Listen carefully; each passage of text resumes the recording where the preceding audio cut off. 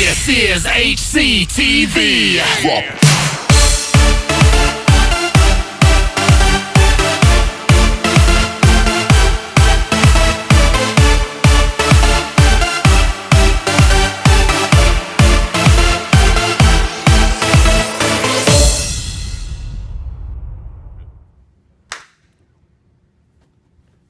Hi, I'm HotCheer Steve. Today I'm going to be interviewing Jason Silverman for a special episode of HCTV. I'm so happy to have Jason here with me today. Welcome to our show, Jason. It's my pleasure. Excellent. Could you start off by telling us a little bit about your background? Gosh, sure. Hey folks, I'm Jason Silverman. I am the CEO of Powerful Words Character Development, as well as the owner of allstar Cheer sites.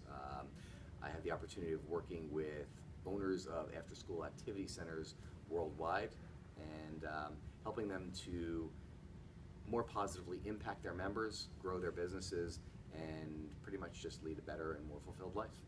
Excellent, excellent. And another thing I know that you do is Powerful Words. At HotCheer, we have the Powerful Words program with our athletes. Can you give us a little bit of a background? How did you come up with the concept of Powerful Words? Great. What happened with Powerful Words was my wife and I opened a martial arts academy. And what we realized, we were marketing the whole martial arts thing, and we had a very small base because only a very small amount of people were interested in the thing. What we realized was more parents were interested in a better kid, more well-rounded, more successful, happier, more social, more confident child. And my wife was finishing her PhD in child development at the time. We had purchased everything that was out there, and it was all lacking.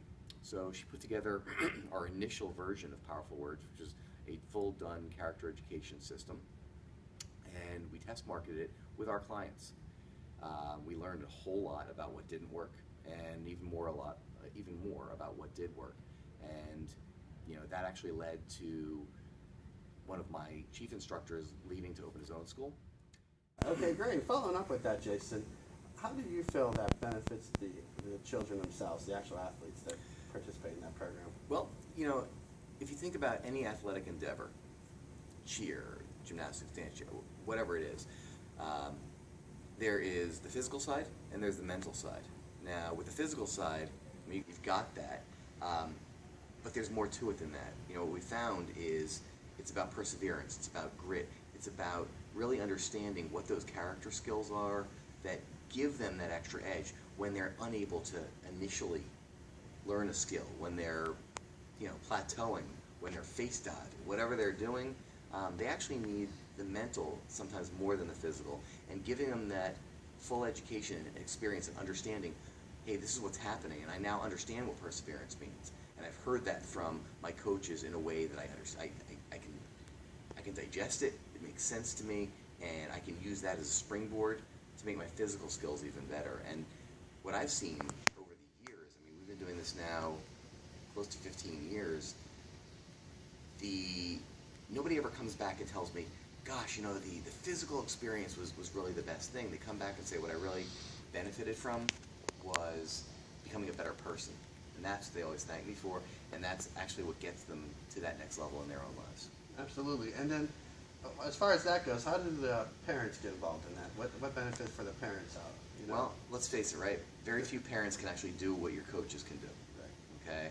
So they may be running alongside and trying to do a tumbling pass with them, but we know how that works out. Right. Instead, this actually gives them something that they can actually bond with their child, and what a great conversation to have. As we all know, anybody with kids, I certainly have them, when you pick up your child from a practice, how was it? Fine. What'd you do? Nothing. Well, instead, now you actually have the conversation of, I know you guys are talking about perseverance this month. What specifically did you do in class today that was challenging for you, but you kept going? And more importantly, it gives the parent an opportunity to share a bit of themselves. Say, I remember when I was in grad school, or I remember when I was in college, or high school, or whatever I was doing, and this was my experience. It actually allows parents to put themselves into a position of really being a great teacher without being preachy about it. It's great. It's great. Moving on a little bit, I know you work with a lot of business owners, like you said, martial arts, gymnastics. What advice would you give out to them, someone just starting off in this whole field of working with athletes and things like that? A couple quick points. First one, it's not about you, it's about them. New business owners tend to go through and make everything, the reason you want to join my place, my gym, my school, my academy, is because we are so great. It ain't about you folks, it's about them. It's always about them. Your clients are the ones you're there to impact. You're blessed with the opportunity to change kids' lives at your schools. Over-deliver on that. You know, I always say under-promise, over-deliver. What can you do to make the experience even better, even more special, even more remarkable? That's the first end. The second end is it's not about the thing, it's truly your ability to market and sell the thing. And I don't mean sales as in like used car salesman, greasy, slimy sort of thing.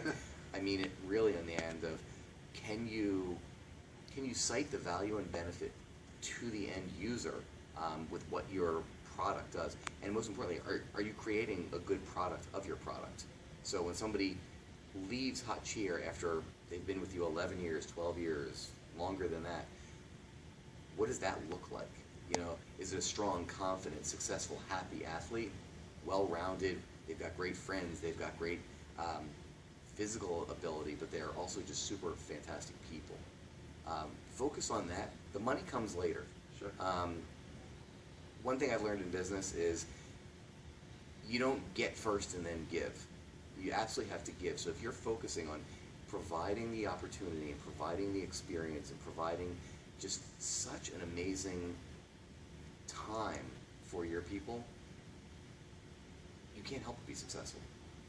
All right, Jason, I know that you have some thoughts and opinions about branding and how businesses do that or don't. Can you share that with us? Sure. Most businesses actually really focus on the importance of their logo, and we really have to get our logo. Here's the reality. Nobody cares. Nobody cares about your logo until they're actually wearing it on their chest. You care about your logo. Your athletes care about your logo.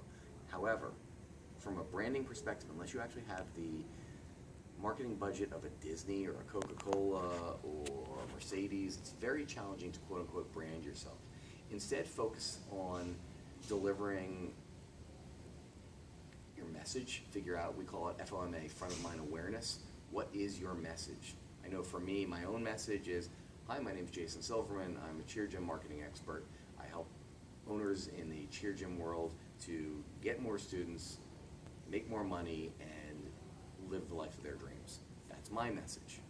Okay? I'd much rather you have a precise message than the quote-unquote branding, the old school branding of, I need my logo and my business card and my flyer. The world has moved away from that. You know, everybody's marketing on Facebook. We're marketing on Instagram. We're marketing on, we're going through Snapchat now. However you're doing it, it's got to be your message first. You can always have your logo. Don't make that your primary source, because your logo isn't you, and logos change.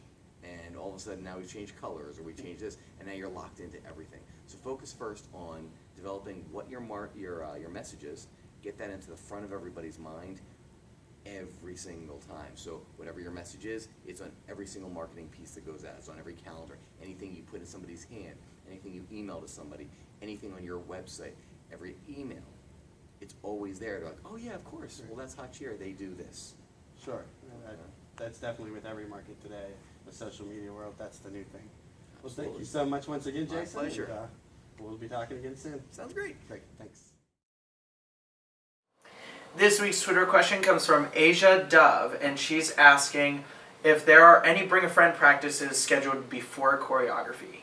And with choreography coming up in this next week, there's actually no Bring a Friend practices scheduled, but if Asia Dove and a bunch of other people are interested in having Bring a Friend practices, if we show that we have some opinions on that, then maybe we can make that happen. So what I'm going to have you guys do is hashtag HC Bring a Friend, and maybe tag other people that you would want to bring to practice or whatever. And if we get enough responses, then maybe we can have the coaches and owners approve on that option. So that's definitely an option in your future if you guys show your interest.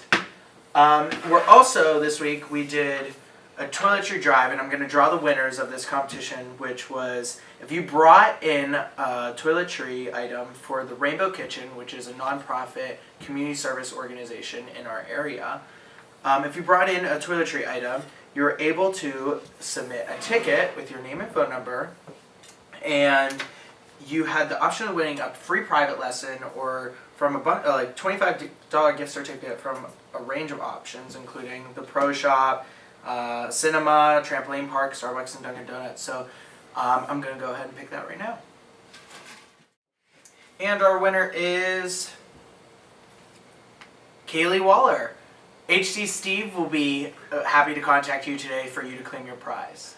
Thank you guys for watching this week's episode of HCTV. Make sure you're hashtagging AskHCTV for your questions to be featured on our show. We'd like to thank Jason Silverman again for being on this week's episode. We really liked having him on here. And be sure to tune in for our future episodes.